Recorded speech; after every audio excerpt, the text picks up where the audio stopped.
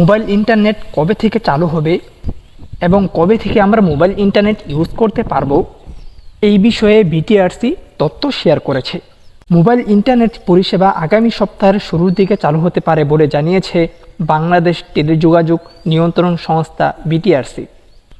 শুক্রবার 26শে জুলাই সংস্থাটির চেয়ারম্যান মহিউদ্দিন আহমেদ এই তথ্য জানান। তিনি বলেন, এখনও মোবাইল ইন্টারনেট চালুর বিষয়ে পরীক্ষা নিরীক্ষা চলছে।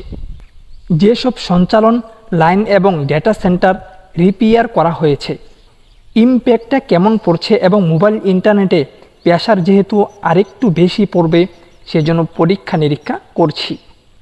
বিটিআরসির চেয়ারম্যান মহিউদ্দিন আহমেদ আরও জানান, সব কিছু ঠিকঠাক থাকলে আগামী রবি সোমবার চালু করার পরিকল্পনা আছে বলেও জানান। কোটা সংস্কার আন্দোলনকে কেন্দ্র করে গত 17 জুলাই সারা দেশে বন্ধ করে দেওয়া হয় মোবাইল ইন্টারনেট পরিষেবা।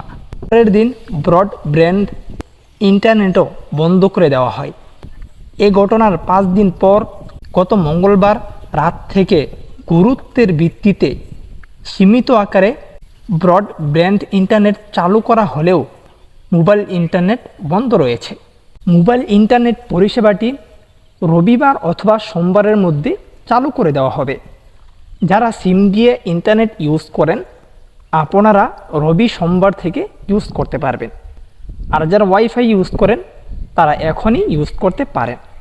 বর্তমান ওয়াইফাই সারা দেশে চালু করে দেওয়া হয়েছে সীমিত আকারে। ভিডিওটি এই পর্যন্তই ছিল, অবশ্যই ভালো লাগলে শেয়ার করে দিবেন, আর চ্যানেলটিকে সাবস্ক্রাইব করে না থাকলে অবশ্যই চ্যানেলটিকে সাবস্ক্রাইব করে পাশে থাকবেন। আসসালামু আলাইকুম।